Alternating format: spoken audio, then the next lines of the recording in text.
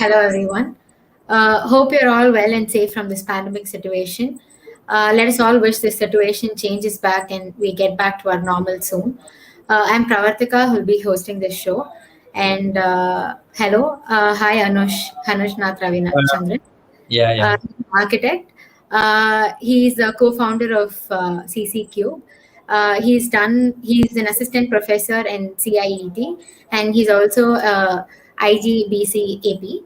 And he's done his master's in urban management at SEPT University, Ahmedabad. Over to you without any delay. We'll go to his thing. Yeah. Thank you for that introduction, Architect Pravatika ma'am, and happy Thank you. evening to one and all seeing this live video. Warm welcome to all the BARC aspirants, their parents, and also their friends, and especially to the organizing team of M.A.M School of Architecture, Trichy, and to my dear colleagues from CCQ Academy, Coimbatore. So it is actually a very wonderful initiative by M.A.M SOA, sort of to try creating an awareness to the maximum number about architecture as a career. And we are glad to collaborate with this initiative that the burning questions answer. And since it is a live webinar, anybody at any point of your life or wherever you are, in whichever place you are from, you can access this live streaming, which is actually a very novel initiative in the modern era, especially during tough times like this pandemic. And one another special occasion is today being the World Environment Day. We also feel privileged, for this event to have been organized on this auspicious day. And as architects, we have additional responsibility to protect nature and to create a better environment for the future generations to come. So, with this note and without any further delays, let's get into this session. And in the prevailing situation, as you see in this slide, so there is a quote by our former president APJ Abdul Kalam. So creativity in education leads to evolution of self-reliant youth with knowledge and action. So in this current situation, things have changed drastically. I hope you agree with me. And we have been into lots of new normals, which are becoming our mainstream lifestyle and practice. So all the researchers suggest that creativity will be an untangled component in the 21st century, as rightly envisioned by our former president. So the Nata 2021 format is also suiting this quote. So it is designed to equip students in the current situation, in these challenging situations especially. So this isn't a usual mainstream webinar. So in the next 1 hour, you will be exposed to some of the uncommon approaches on how to answer this burning questions. And is it really a burning question? What do you mean by a burning question? So all these things will be looking in the next 1 hour. So coming to the actual presentation, we'll introduce ourselves. So we are a CCQ Academy from Coimbatore, and we have a comprehensive palette of coaching to crack all the competitive exams in the streams of architecture, design, and fashion. And to move on to the structure for today's webinar, what we'll be covering in the next 1 hour, or what we intend to discuss. So here's the broad structure of the presentation. So in the first go, we are not directly getting into the questions. Rather, we'll be seeing the analysis of the first test, which was held on the 10th of April. So in that, we'll be getting lots of insights of what were the pattern, what were the questions that were asked, and what were the actual burning questions. So all these things will be covering up. Then moving on to the 2021 syllabus, what is given for this current year, the typology of questions, and then the main component, the tips and tricks how to crack Nata, especially the 2021 version, and about us and the questionnaire. So the floor will be open to all the viewers, and you can throw random questions and we'll try to answer them. And before we get into the session, we need to understand, as you already know, what is Nata. I'm just insisting on the crucial segments of the test. So as you broadly see, the visual perception and aesthetical sensitivity, the cognitive skills, the critical thinking ability, and the logical reasoning. So based on these four broad parameters, I have, oriented my presentation so that you will be getting an idea of what will come under each of these headers. And this is why I'm placing this particular slide here is make you understand that for the very first time in the history of Nata, the drawing component was completely replaced in the last year owing to the pandemic. And in order to test skill set and ability of the BARC aspirants, these new parameters were included in the syllabus, so which were actually not in the case of the previous year's Nata. So this is again a broad typology of questions, and I've just detailed it out. So now let's get into the session, and at the time of referring each questions, I will relate as to what component that particular question falls in. So as I mentioned earlier, before we get into the questions, let's quickly have an overview of the first test of Nata 2021. And these were the typologies of questions. So the PTQ, NAQ, MSQ, so these are all components which were added in the previous year.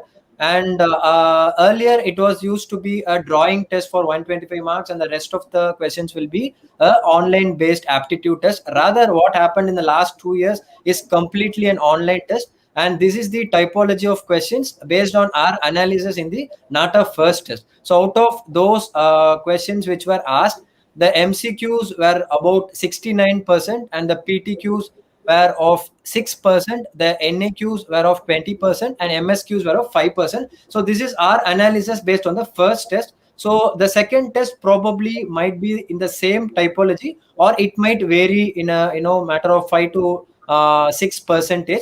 And based on the difficulty scale, this is our analysis. So based on the questions we have analyzed, so the easy type of question, so a beginner or a novice who is not at all familiar with what is a aptitude or what is a design or what is architecture, so when a novice is approaching, the questions will be of 34% easy, and the average or normal questions will be of 34%, and the hard are an expert level of questions. So it needs some meticulous study or preparation, which is accounting to 17%.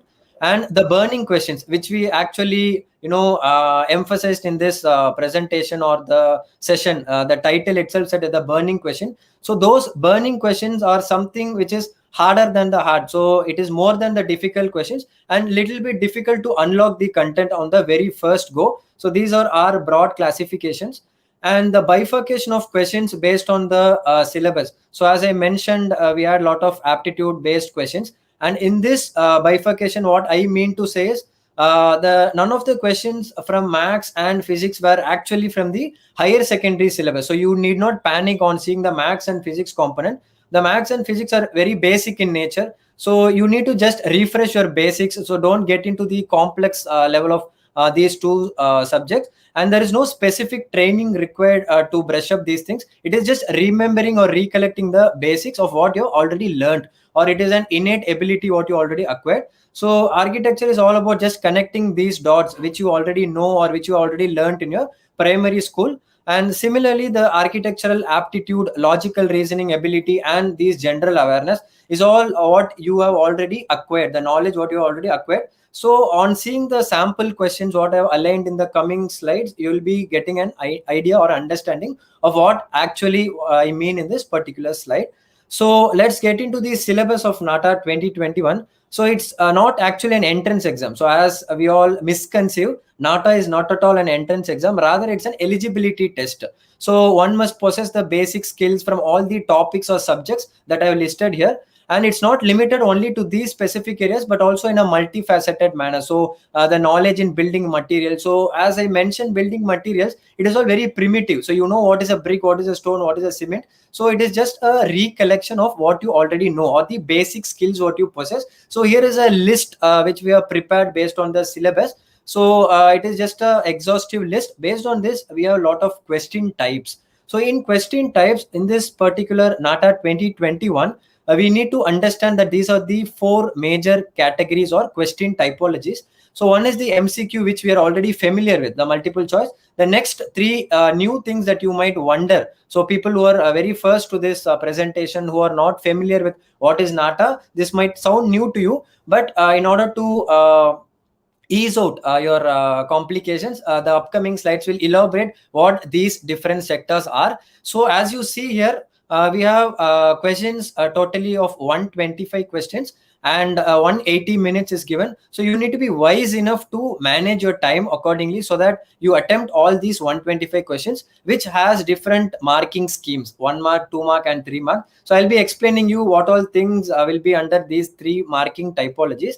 And the marking pattern, as you see here, 75 questions will be from your 1 mark, 25 from your 2 mark and 25 from your 3 marks. So this is how the first test also happened on this basis. And out of 200 marks, so you'll be having 125 questions and 180 minutes. So this is what you need to have in mind. And this is the first typology of question, the MCQ. This is a very much a familiar question type. So 4 answer choices will be given, out of which you need to pick a correct answer.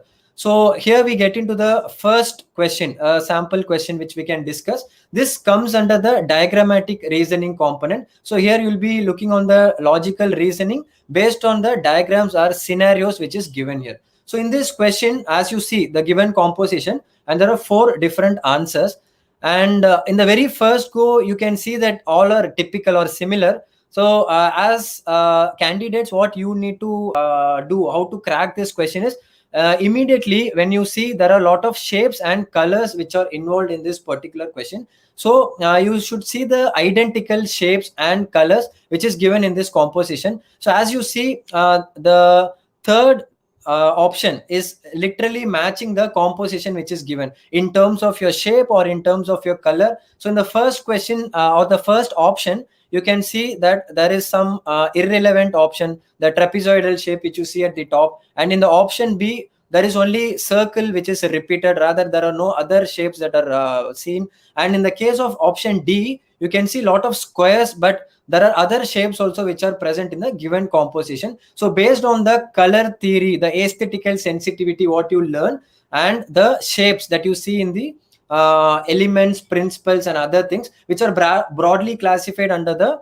aesthetical sensitivity component. So if you see in that terms, the identical thing which you can relate it with the given composition is the option C. So moving on to the next component is your, again, diagrammatic reasoning, but here you're referring to some diagrams and scenarios. So in the very first go, this might seem to be a little bit confusing, tricky, or few people might say this is very easy. But the bottom line, what you need to understand is the group A consists of some set of figures using some diagrammatic representations, and in the group B there is again some different representations, and in the bottom you have a image. So we need to relate which group is reflecting the given composition. So most of the people, 90% of the people who attempt to answer this, they choose group A, because as soon as they see group B, without applying any logic on the very first go, they might tend to carried away with the easiness. But the actual thing what candidates need to do is observe both these compositions or groups and then relate with the third composition which is likely given at the bottom.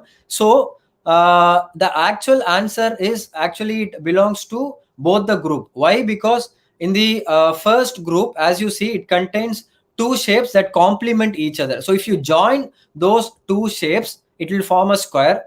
In the second group, it contains 2 different shapes which are the mirror images. So the group A, when you join 2, it will become a square, and in the group B, it is a mirror image. So both of these groups are reflecting in the third composition. So the right answer is the figure belongs to both the group.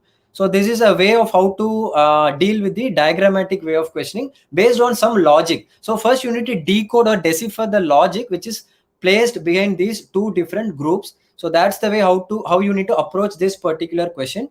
And moving on to the next component, this comes under the inductive reasoning. So what you need to do is you see the patterns and analyze the given data. So as soon as you see in the top row, you have a set of shapes which follows a sequence, and in the second sequence there is a missing pattern, or you need to analyze based on the other patterns. So there are like 5 options which are given to you, out of which you need to pick the right sequence or right pattern which will be fitting in this particular sequence. So what you can analyze with the given data is it is actually moving. So the pattern what they have given, and as you see the recurring patterns, it is actually moving in a direction. So ideally what needs to be there in the second position. So based on these 5 options, immediately you need to be aware that this is the fifth option, which is crisscrossing. So as it moves sequentially, this is the right form that will fit in the second box. So this is based on a pattern you need to analyze. So while you analyze, you need to understand whether it is moving or in which direction, or whether 2 shapes are moving or all the 4 shapes are moving. So these sort of things you need to analyze. This is a inductive reasoning question. And coming to the most commonly asked question, which is a little bit tricky for the beginners or novice. So this is a visualization and understanding of 3D object based questions. So there are different ways in which this question can be asked, but what I have shown here is just a 3D object, and the question asked is which view of the side elevation will be seen as seen in the pointer arrow on which it is pointed. Rather, the other way of asking this question might also be sometimes a side view will be given, and then you will be asked in an inverse way. Find the 3D object of this side view. That is one way of asking. And in the third way, what they can also ask is a top view or a rear view might be asked, and based on that they'll be asking which is the top view of this object, which is the rear view of this object. So you need to understand about shapes, views, so all surfaces, vertices, so these sort of basic geometrical terms you need to understand. So here they're just testing your visualization skills on how you understand about the 3D objects. So this is a way of question where people might tend to make mistakes. Though it is an easy question, you need to spend at least 20 to 30 seconds of time to crack which way the arrow mark is pointing, and based on those 4 options you need to wisely pick the right answer. So in this case the right answer is option A. So on the arrow mark you find a very solid surface, then a void surface, and then a triangular surface at the top. So in this way, if you align, the right answer what you can figure out is option A, and this is the way how you need to approach based on the arrow mark. And the 3 other typologies I already mentioned you. Moving on to the next question. So this is the logical and non-verbal reasoning question, which will be categorized under distance and direction. So here, as you see, there is a scenario where 2 friends are sitting in a lawn at the time of a sunrise. So at the sunrise, so they are sitting back to back, which means opposite directions. And Nandita's shadow fell exactly towards the left hand side. So what does the direction of Ravi will like appeal to be? So which side he is facing? As we already know, they are sitting back to back, and they have given the position or direction of Nandita. What we need to find is which direction Ravi is facing. So in this type of questions, how you need to crack is, please mention or make note of a thumb rule. To answer or to crack these sort of questions, you need to understand the directions. So directions, we basically know what is north, south, west, east, and we also say that left hand side, right hand side. So we know what is what. But in order to crack these sort of questions, as a thumb rule or rule of thumb, you need to understand that always whenever they say that you're facing someone or you're standing straight to the sun, it is assumed that you're facing towards the north point. Always it is the thumb rule, you are facing towards a north point. And as they have mentioned here, it fell to the left hand side. So when I say left hand side, whenever you are facing the north hand side, your left hand side will be always your west, and right hand side will always be your east. So if you understand this basic thumb rule, in the question they have asked that what is the direction of Ravi. So as I mentioned, if you're facing in the north and your left hand side is the west and right hand side is the east, similarly in this case the answer will be such that in a sunrise perspective, Nandita is already in the northern side, and she'll be in the left. So Ravi should be facing in the south direction. So that you need to infer. So this is the actual answer. So if you see the next slide, the answer is given. So you can figure out Nandita is facing the north, so her shadow will be in the left. So as you see in this image, Nandita's shadow is in the left. Since they're facing back to back, the same way Ravi will also be in the other direction. In that case, he is pointing or facing towards the south direction. So this is how you need to crack, and this is the thumb rule that you need to understand for cracking such questions. And moving on to the next question. So this particular question comes under the verbal reasoning. So you need to match the definitions. So basically what is given in this particular slide or the question is tiebreaker. So you must be familiar with what is a tiebreaker. So tiebreaker actually means that the match is tie. So both teams are scoring the same point. So capturing that basic essence of this question or the meaning of what is tiebreaker, there are 4 different definitions that are given. So you need to carefully read all those 4 definitions and figure out which is more appropriate to the word tiebreaker. So for an instance, on the first option that is given, it is said that at halftime the scores are tied in a football match. So usually a football match will end at the end. I mean, in between they'll be having a half time, so which is assumed that the match is still not over. So we cannot classify or consider it as a tiebreaker. Similarly, in the second question, you can see Serena and Maria have secured 1 set in a game. So usually in a badminton or a tennis, there'll be multiple sets. Here it is just mentioned that it is a 1 set, so you need to ignore it. In the third question, the umpire tosses a coin. So tossing a coin never comes under a tiebreaker. So that also you need to eliminate. So here the trick, what you need to understand. So if you are given any MCQ question, the most ideal way of approaching it is using the elimination method, which we often say to our students who are in our academy or coaching. So elimination method, you know what is not right. Even though if you don't know what is right, you'll definitely know what is not right. So keep eliminating the options. In the end, you will be left out with 1 or 2 options. Then you can wisely decide which is more appropriate. So that is how you need to approach these sort of questions, especially the MCQ type of question, the elimination method or elimination approach. So if I eliminate all these 3 options, the final left out option is the RCB KKR match, which was finished at 140 all out. So if you take a cricketing fraternity, 2 teams scoring the same score is assumed as a tiebreaker. So cricketing fans might crack this answer immediately, but people who do not know anything about cricket or what is a tiebreaker, it might be a little bit tricky, but it is a very easy question if you approach using the elimination method. And RCB KKR, that is the right answer.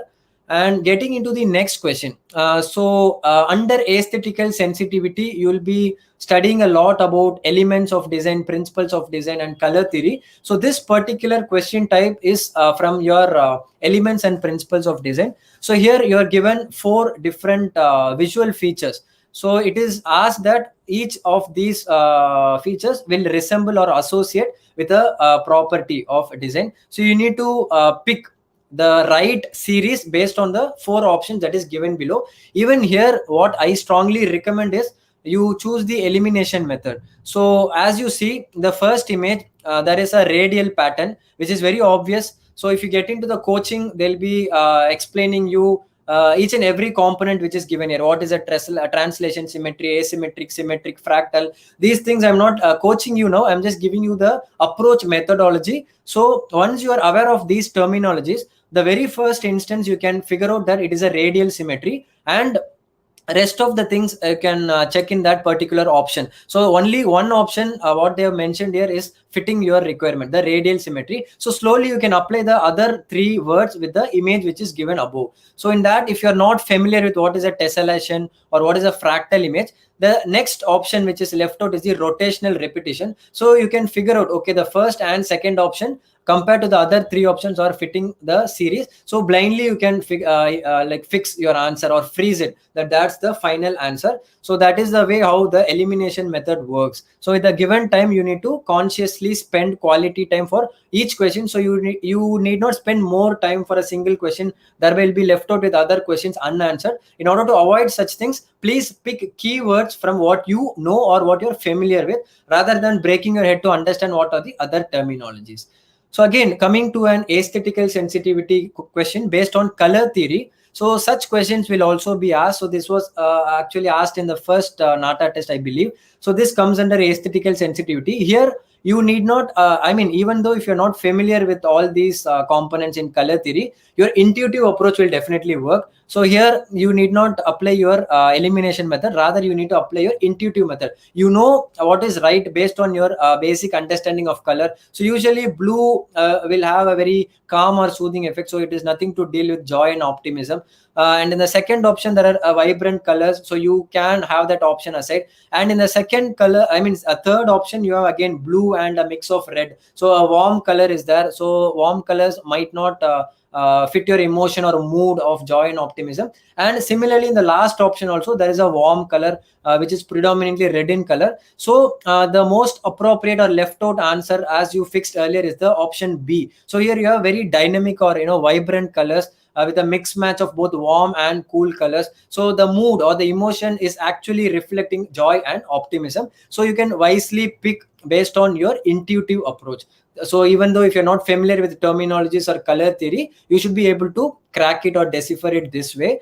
And coming to the next question, which is again based on your color theory, here you need to use the elimination method. So here again there is a hue scale which is given, so hue of a red color, which is scaled down or toned down, and 5 different options are given: P, Q, R, S and T. So based on those sequence, you need to understand which fits 4, 6 and 7. So here as you see in that hue scale, 4, 6 and 7 are very lighter tones. So in the options, P and S can be removed on the very first go. That is the logic. Based on the elimination method or approach, you need to immediately remove the P and S because they are not fitting your 4, 6, 7 because they are the bright colors. So if you're removing P and S, the left out option should be something between Q, R and T. So if that is going to be the case, then you need to check from the given options. Option B is well suiting the answer Q, R and T. So that is the TQR. Based on this sequence, the TQR option. So if you move on to the next slide, I have shown the option. So the second option is the right answer because you have eliminated the P and S on the very first go. So A option has P, C option has P, D option has S. So we can remove it or eradicate it. So that is how we can crack these sort of questions using the elimination method. Moving on to the next slide. So the general observation. These are typology of questions which are based on general observations. So if such questions are asked, please make a note that only 30 seconds will be given. And most of the people who attempted the first test, they were like, we were not able to observe in the given 30 seconds, but there is no other go, only 30 seconds will be given. And what you need to do, what is the technique that we need to say you, or how to crack this easily is defragment this image and translate them into a verbal content. So you are given a 30-second time frame and this image is there. So anyways, at the time of writing your exam, you will be given a paper and a pencil or a pen. So using that paper, whatever you see in this image for the 30 seconds, start making a note, list down. So as you see in this particular image, there are a lot of peoples or characters involved. You can see a kite, you can see different houses, different trees, animals. So a lot of things are happening. So in the given 30 seconds, quickly make a note making what all things you see in this particular image. So probable questions that can come out of this question, I'm showing you now.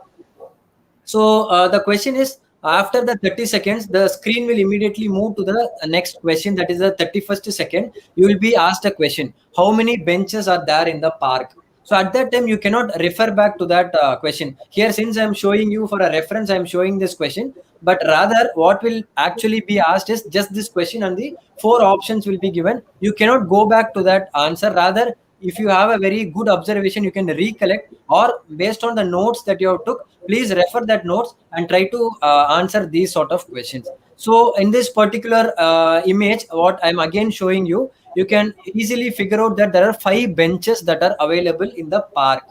You can count it at a later point of time. I'm not spending more time on these type of questions. And the next question, you can see where the 5 benches are located. And in the next question, they'll be asking how many old people were there in the park. Again, you cannot go back to the image, only this particular image and 4 options will be given. And you can easily figure out that there are 2 elder people who are available in the park. Apart from these type of questions, other possible questions from this particular image can be, what is the color of the kite? What is the type of roof? Was it a flat roof, or was it a pitch roof? Or what is the dog's collar made of? So was there any dollar that was hanging from the dog? So these probable questions might also be asked apart from the 2 things I showed you now. And moving on to the next question. So this is again a observation ability and abstract reasoning question. So you can see different types of tile patterns in this image. What you see on the screen. Again, 30 seconds will be given to you and the image will disappear. It will not appear again. As I mentioned in the previous question, please make a note of these things in your paper. So as you see immediately, you can figure out how many different types of patterns are seen in this composition. In the very first go, it will actually confuse you, but stay focused. Don't get confused. Don't get panicked or don't get worried. please count the number of patterns that you see, make a note of it, and then observe what are the other things that they have composed. Is there any repetition, or is there any pattern or sequence that they are showing? So based on that, you make a note of it. So compared to the previous question was all about observing the character, people, and other details. But in this particular question, you need to just decode or decipher the pattern based on the tile design. So after you observe, the image will be gone and the question will be asked. So the next slide, what you see here is the question. In the given tile pattern, how many unique pieces of tiles were arranged? So there are four different options. So you would have already made a note of the number of patterns that you saw. If you have failed to observe, then this question you will be losing marks. So that is why this is precisely coming under your observation ability and abstract reasoning. So the correct answer for this question is actually 4. So as you can see in the next slide, I have just bifurcated all the patterns using a color theme so that it will be easy for you to decipher.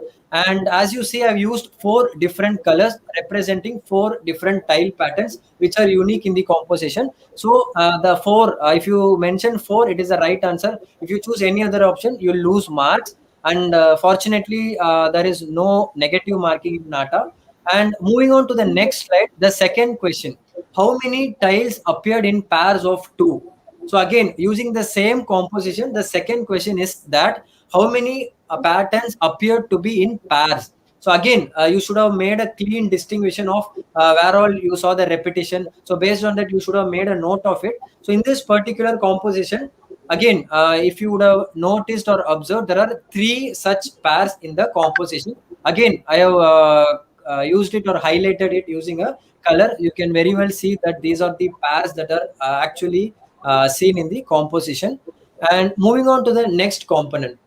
So as I mentioned, you will be asked questions from physics and mathematics. In the physics question, this is a very simple logic, so no rocket science. So you're not asked anything to deal with very complicated aspects in physics. It is a very simple, straightforward question. You just have to apply a logic. What should be the minimum height of a plane mirror required to view the full image of a person who is 6 feet tall? So there are 4 different options again, since it is a MCQ question. So when such a question is asked, you just apply your brain or whatever you know. So you need not have a 6 feet tall mirror to show a 6 feet tall image. So that is the first logic that you need to understand. So kindly remove the 6 feet option using the elimination method. And naturally, 5 feet and 4 feet are also the next to next series. So rather, what you need to apply is, whenever there is a mirror which is half the size of the actual subject, it will be reflecting the actual image. So the half of this is enough. So if you're trying to show a 6 feet tall man on a mirror, a 3 feet tall mirror is very much sufficient. So this is a basic knowledge. So even if you have a mirror in your house, it will be just half the size of what the human proportion is. So that is the basic logic that you need to apply. Half the size of a mirror can reflect a 6 foot tall man. Simple. So this is how physics questions will be asked. Moving on to the next question.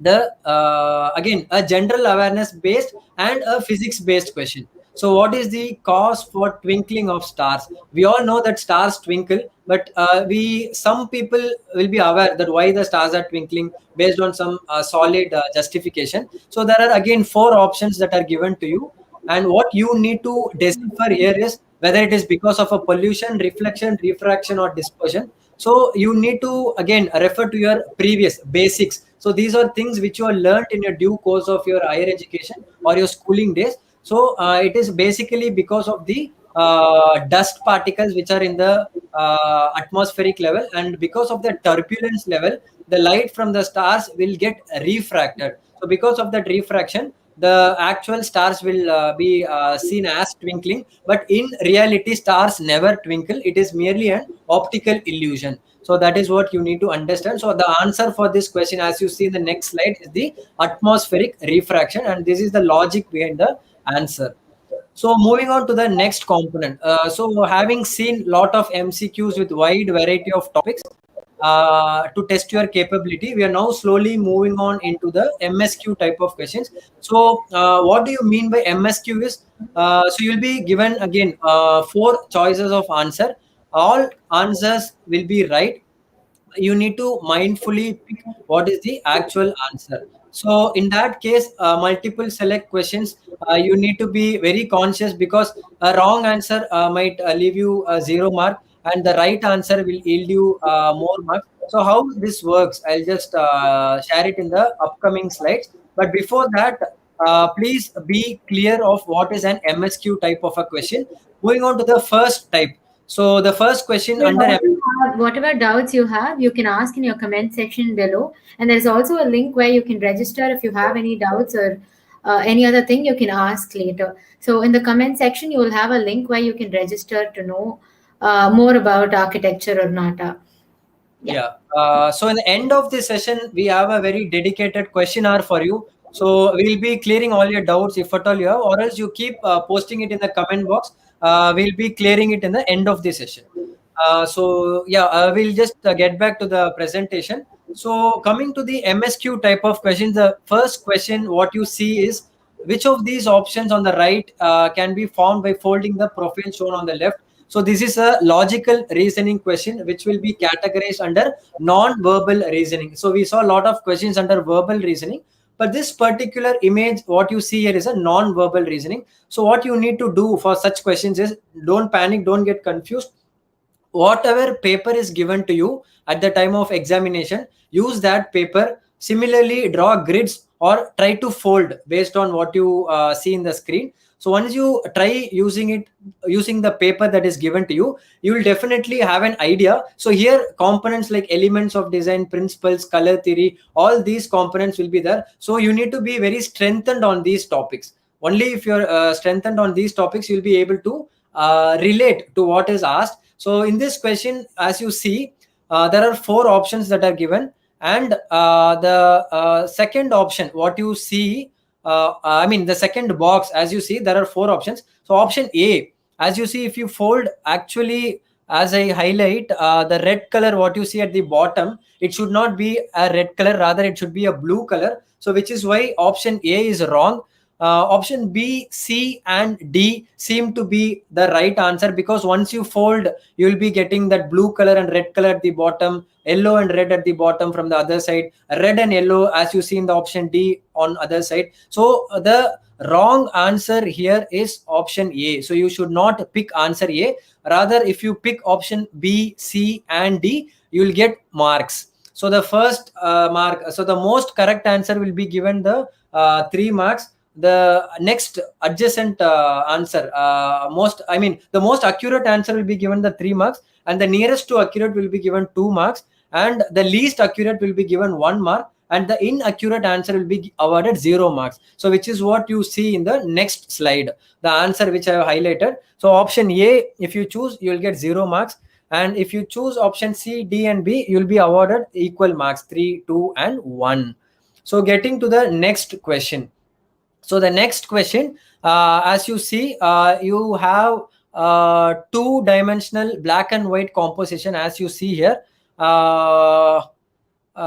Sorry, I'll just stand corrected. The MSQ type of questions is not necessary that you'll be given 3, 2, and 1 marks. So that is all about your PTQ. I'll stand corrected. Sorry. So that I'll discuss it in the coming slides. For the MSQ, multiple select questions, you need to select multiple answers which are actually required. So for instance, if you see in this particular question, there are 2 most important visual principles that are available in the 2-dimensional composition. So there are like n number of options that are given to you. For these types of questions, you need to be familiar with the principles and elements of design. So as you see here, only 2 most actual emphasizing principles are asked. So in this, as you see in the center, you have a trapezoidal point which acts as a focal point, and something that you see in the composition is the repetition of different shapes, a trapezoid, a parallelogram, or a wavy pattern, an organic pattern, and there are a lot of geometric patterns. So the repetition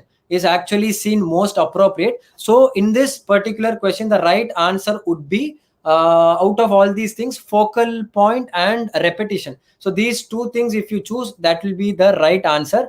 And the next question, if we move on to the third question, again a similar composition is given, which is a metal sculpture, 3-dimensional in nature. Again, the list of topics is given, 10 different options are given, out of which you need to pick at least 5 most important visual design elements. So in this list you need to pick only 5. Again, I'll tell you, all the answers which are given here are right, but you are asked to pick the most appropriate or important 5 things. So you need to pick only 5 things. Rather, how you need to approach this question is you need to give weightage. So if you see the answer for this question, first you can say, instead of hierarchy, it is actually balanced, so you can pick that as your first option. And the third option, dynamism, yes, absolutely. And option D, unstable. If you pick unstable, already you have picked balance, so it will be contradictory, so you remove, you eradicate or eliminate unstable. Delicateness, yes, because it is supporting with a very feeble support, so delicateness. It is having some direction, yes, it has a form because it is a 3D object.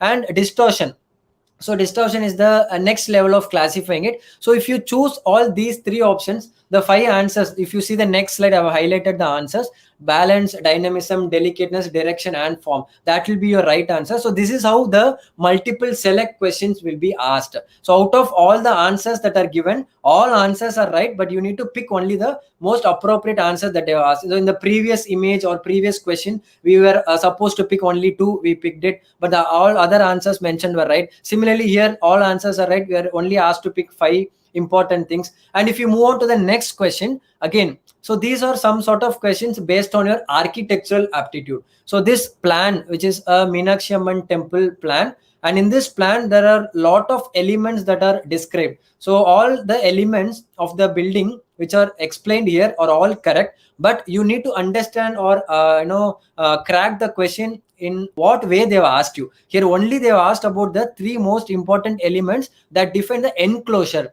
So this word enclosure defines what are the parameters that you need to pick from this exhaustive list. So here, as you see, gopurams, it forms an enclosure. Vimanas will not actually form, and it is not very important. Mandapas is actually, it forms. And these elements, if you're not familiar with the terminologies, you need to enroll for a coaching, so they'll be teaching you how these different terminologies are a part of your design, and only then you'll acquire this knowledge. On the very first go, you'll definitely not understand, it'll be a Greek and Latin. But for this particular session, we are not getting into the nitty-gritties of the explanations. Rather, we are just trying to approach on what basis we need to crack these questions. So as I mentioned, the enclosure word is more important that you need to identify. And tanks is not an enclosure, stamba is not an enclosure, prakaram, yes, it forms an enclosure, bazaar, it is not very important, kalasas is also not very important. So the right answer, so you're only asked to pick 3 different things. So the 3 different things will be gopuram, mandapas, and prakarams. So that is your right answer. So this is how multiple select questions will work.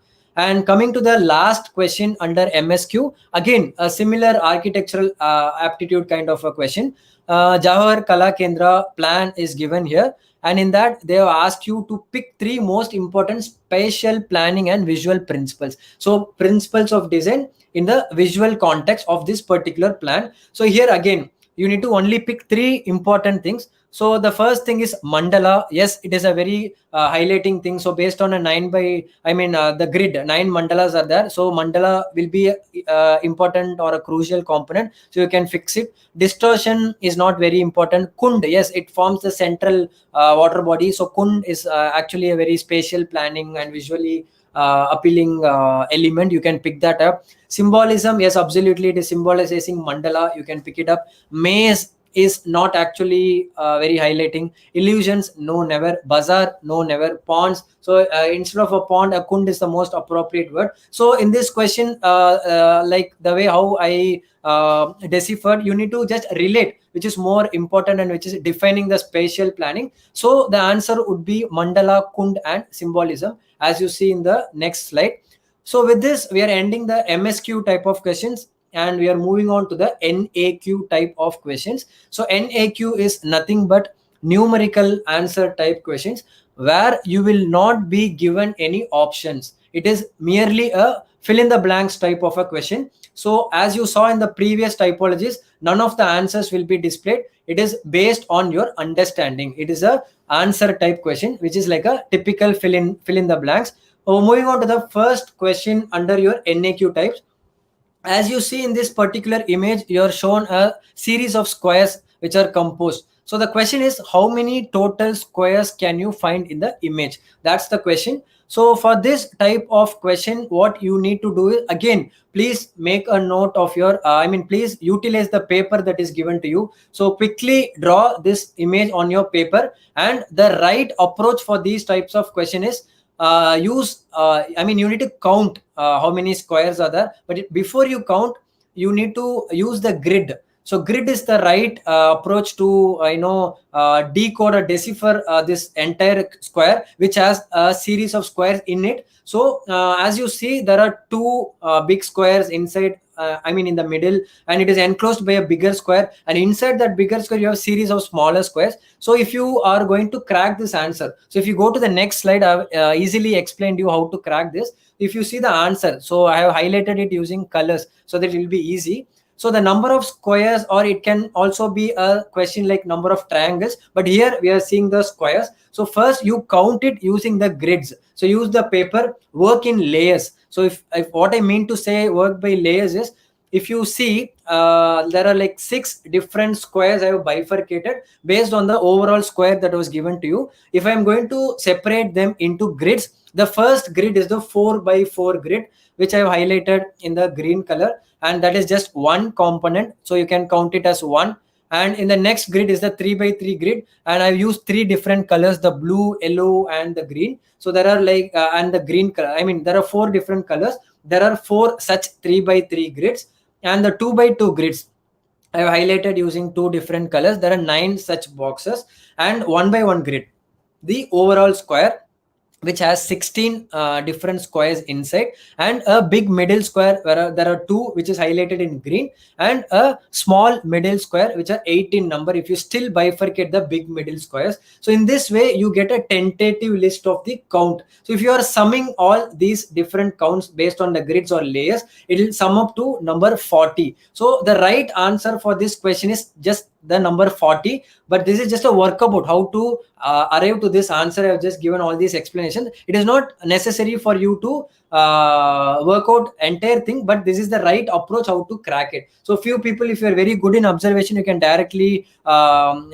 decipher it based on your understanding, but this will be the easiest way to decode it at the given time. And the right answer is 40. You need to enter as 40. No options will be given to you. And coming to the next question, moving on, it is a non-verbal type of a question. Again, here you can see a series of triangles that are stacked, and that is the image which is given to you. And the question that will be asked to you is, count the number of stacked triangle pieces. The same approach what I taught you in the previous question, please use your counting. So if you move on to the next slide, I have just shown you how to work out for this particular question. So from your top, you need to understand how many shapes are there. So in the very top, you just have only one shape. Here you need to understand or have an idea about the 3-dimensional aspect of this composition. So in the top surface, you have only one triangle. Slowly, if you keep moving towards the bottom, in the second layer, as I mentioned, please work in layers. In the second layer, you'll be having, from the top, I'm just explaining now, you'll be having 2 things, and in the third layer you'll be having 4 things. So it slowly gets increasing. Or rather, if you are going to move from the bottom, then that is also easy. You have 3 surfaces, it's a triangle, obviously you have 9. So slowly in the top surface also there is 9, and if you're going to keep progressing upwards, you can minus 1 each of the shapes that are missing. That will also give you a holistic idea. So if you are comfortable dealing from bottom to top or top to bottom, it's up to you, but the counting in layers is more important. Again, once you have all these numbers in a separate way, you sum up, and that sum will give you the answer. So here we have 46 as the answer, as I mentioned you. So you need to enter 46 to get the right answer. So moving on to the next question, this is a drawing aptitude, which is a perspective. So 1 point, 2 point, 3 point perspectives, you need to be familiar what it is. And this particular question, the question is, which cylinder is higher or taller? So as you see, a few people who don't have patience or not patient enough, they'll immediately say that the right hand side square is the most tallest. But unfortunately, both these images are in illusion because of the perspective. If you see this in the true scale, the objects are actually in the same level. So that I have explained you in the next image. If you see the answer, I have shown you using grids. So actually both of them are in the same line or in the same height. So because of the perspective and the illusion, it is in the different angles or in the different side they appeal to be. So even if you see your vehicles in the two-wheelers, it will be mentioned, right? Objects in the mirror looks closer than they appear. It's the same principle what we have applied here also. The answer should be the same. You should not pick any of these two different options, that will become wrong. So moving on to the next question, it is a verbal aptitude question, which is a riddle. So riddle and puzzles will also be a part of your test. So here it is a very simple yet a little bit tricky question. So there are 5 sisters in the room, each are doing different activities, but only 4 people's activities are mentioned here. As you see, Anu is reading a book, Madhavi is cooking, Kavita is playing chess, and Minu is doing a laundry. So the 5th sister, they have not mentioned what activity she is doing, but based on this activity analysis and based on your verbal aptitude, you need to figure out what the 5th sister is doing. So you need to mindfully understand what each of these activities are. So the thing what you need to decipher here is, reading a book is a activity which can be done alone. Cooking can also be done alone, but playing a chess can never be done alone. So what you need to understand from the logic or aptitude is, the 5th sister is actually playing chess with Kavita. So that should be the right answer. If you move on to the next slide, you can see the answer. So the 5th sister is playing chess with Kavita. So we're not concerned about what her name is, but what she's doing, we need to understand. So this is the right answer. So you need to understand. You need not panic. What might be the case? Don't complicate. Just read the activity and based on your activity, analyze. That is the verbal aptitude. Moving on to the next question. Again, there is an image which is given to you. What you need to do is locate the hidden umbrella and identify the segment in which it is located. So the segment is given in the form of a grid. So in the horizontal way, alphabetical grid is given, and in the vertical way, numerical grids are given. So you need to pick the answer saying whether it is A2, so A column and 1 row, 2 row, or a C column and 1 row, and so on. Whatever it is, you need to figure out. So in these types of questions, it will actually consume a lot of time. So you need to be very careful in spending time. So at a very short time, you need to decipher where the umbrella is hidden. So it will be a repetition or an illusion or a riddle based question. So you need to be open enough for observing. The eye on detailing is very much essential for these types of questions. So wherever you see there are a lot of these black patches, so umbrella might be somewhere hidden in the corner or at the center. It might be anywhere, but what you need to understand. So if you see the answer, if you move on to the next slide, I have highlighted it. So it is a folded umbrella. So they have not mentioned whether it is an open umbrella or a closed umbrella. It is just mentioned that the out of this whole segment, umbrella is hidden. So always people have a preconceived notion that umbrella will be wide open. So they'll be looking their eyes very wide open and searching where is the open umbrella. But what they have given here is a closed umbrella. So this is a kind of a riddle. Why they're asking such questions is to just test your observation skills, how open enough your, how the ion detailing is there. So as you rightly see in the composition, you need to pick that it is in the C grid and in the third grid as per the composition which is given here. So C3 will be your right answer. This is how you need to answer such questions. Now moving on to the next component. So this is the PTQ type of a question. So this is where earlier I mentioned you, right? Accurate answer will be carrying 3 marks. The closest to accurate will be given 2 marks, and the least accurate will be given 1 mark, and the inaccurate will be 0 marks. So based on PTQ type questions, you will be given various options, out of which you will be asked to pick the most appropriate answer, and the marking will also be varying based on the appropriate level. So moving on to the first question under PTQ, preferential type question. Here is the image which is given to you, and you should just find the number of matches that are given in the picture. 4 different options are given, and each option has different marks. And as you see in this image, there is a cigar lighter and the matchsticks are lying across around it. And very obviously there are 5 different matchsticks that are aside, and a few of them are in reflection and few matchsticks are behind the cigar lighter. So few people, they fumble up on seeing this, they get carried away. So because they're running short of time, they might be very enthusiastic or worried to answer this immediately without even thinking. So 90% of the people pick 10 as the answer, because 5 you see in the front and 5 you see in the reflection. So people might conceive or assume and pick the number 10. But the right answer here, if you move on to the next slide, I have mentioned it, what is the right answer. So number of sticks is 8. So as you see, there are 5 matchsticks that are in the front lying separately, and 3 of it are lying at the back of the cigar lighter, and rest of the things are all reflections based on the object that is in the front. So 5 plus 3, 5 in the front, 3 in the back, they are all the actual matchsticks that are lying. So number 8, if you pick, you will get 3 marks. If you pick 7, which is the closest, you will get 2 marks. And if you choose 6, which is the least accurate, you'll get 1 mark. But if you choose 10, you'll get 0 marks. So this is how PTQ type of questions will be working. So pay attention to the objects, so which is the reflection, which is the actual object, those things you need to mindfully pick it up. And moving on to the next question in PTQ, again a similar image will be given. You'll be asked to count the number of horses in this particular question. So again, this is not a rocket science. We have been playing these sort of find the differences kind of questions, since childhood days, and all these time pass games have literally developed our ability in one way or the other. So this is not a new type of question to you. You need to just pay attention on not only seeing the obvious horses, but also on seeing details on surroundings or the context. Like in this case, if you see the cloud, the sky, the thunderstorm, the mountains, the grasses, the bark of the trees, mountains, there are a lot of elements. In each element there will definitely be a hidden horse. So if you see the next slide, I've just circled it for your understanding. So all these circled portions form the image of a horse. So it need not be a very obvious image, it can be an abstract also. So you need to be aware of what is an abstract reasoning, what is an abstract. So these kind of things you need to be familiar with.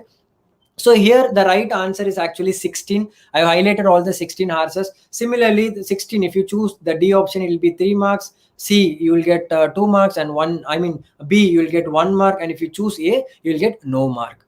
And moving on to the next question, again a similar portrait where a tiger is given. The same logic which I said for your previous question for the horses, you need to apply it here also. So apart from your obvious options, please have a look at the abstract possibilities in the context or environment which is given in the rear side of these obvious images. So if you see the answer in the next slide, you can figure out there are like almost 16 tigers that you can figure out. The marking pattern is also in the same way. I'm not spending more time on these repeated questions. If you go to the next question, again spot the differences. You would have very well attempted these kind of puzzles or riddles in your newspaper, like the Sudoku. So similarly here also you need to find the differences. So there might be n number of differences, but if you see the answer as I've highlighted, there are only 10 maximum options. So if you pick 10, you'll get the first mark, that is 3 marks. And similarly the next 2 options, if you pick adjacently, you'll get the rest of the marks. So I'm again skipping this question immediately, we're running short of time. And the next question, again you need to spot the differences which are very subtle. So you'll tend to spend more time on these questions, but please don't spend, it'll be very easy. So please make a note of the things that you already figured out. So again, if you choose one thing, if you forget and again referring back, that will consume more time. So always please make a note of it. Once if you find it, tally that with the options that are given to you. So here in this option, if you see the next slide, you will see that option 5, if you choose, you will get 3 marks. 3 marks. If you choose option 2, you'll get 2 marks. If you choose option 3, you'll get 1 mark. And that is how these type of questions will work. So that's the end of your PTQ type of questions. And we are moving on to the tips and tricks, so which I already mentioned you. So we have seen a very vast area of topics and typology of questions. So based on these things, I'm now going to brief you about the tips and tricks. So if you move on to the slide, I just listed down what is the approach methodology to answer these type of questions. This is very much specific to your Nata. First thing is the direct approach. So this how it works is based on your preparation and the confidence level. So people who have prepared using the support of coaching academies or using any books or literatures, and you are very clear on the subjects and topics and contents of what is the syllabus demanding you, then based on such a preparation and confidence level, you can directly answer those questions without even thinking of what is the logic. The second thing is the elimination method, which I often insisted during the MCQ type of question. So you don't know the answer, you don't have the awareness, but you definitely know what is not right. So based on that, what is not right, please eliminate the options, and then with the left out option, pick the right choice. That will in turn literally save your time that you spend for your question. And the next thing is the pragmatic approach, which is very practical and logical. So even if you don't know, if you apply some sort of a logic, the presence of mind, based on that you can approach such questions. And the last option is the random choice.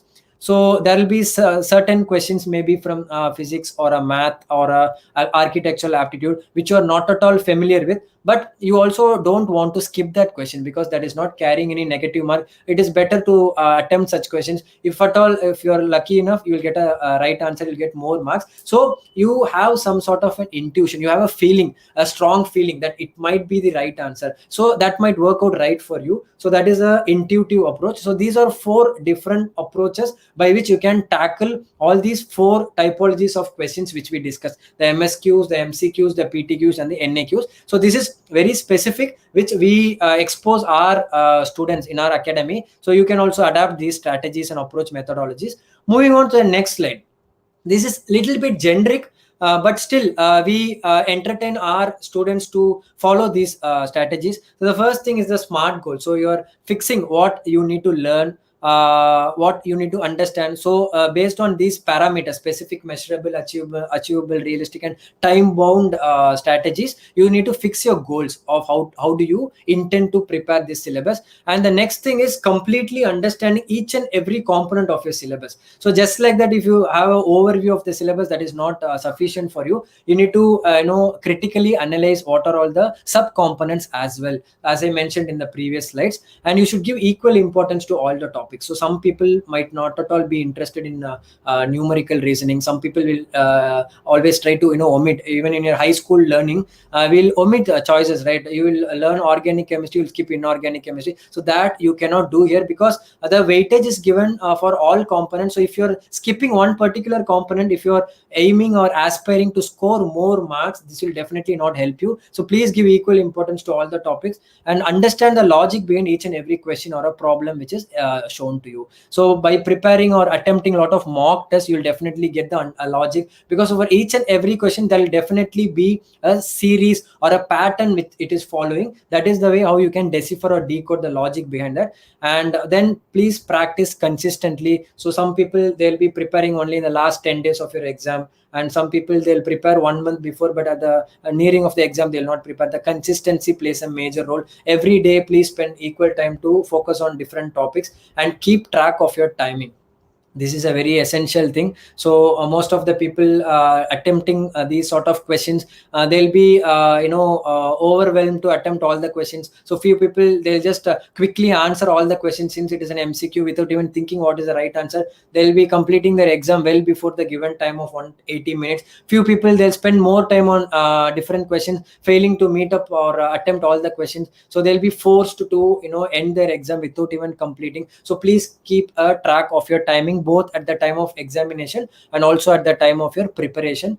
So that's the end of the session. And just a quick information about who we are. I'll just spend 5 more minutes. So we are CC Cube Academy from Coimbatore, and we offer an extensive coaching for all architecture, fashion, and technology related courses, all design courses in short. So we offer merit based scholarship for all potential candidates, and we give 100% result oriented coaching. So far we have placed a lot of people in Manipal University, Pearl Academy with high scores, and we have a very eminent faculty team from reputed institutions across the country like CEPT, School of Architecture, Planning, etc. And we have our own exclusive learning app. So from wherever you are, you can attempt your mock test, you can access our study materials.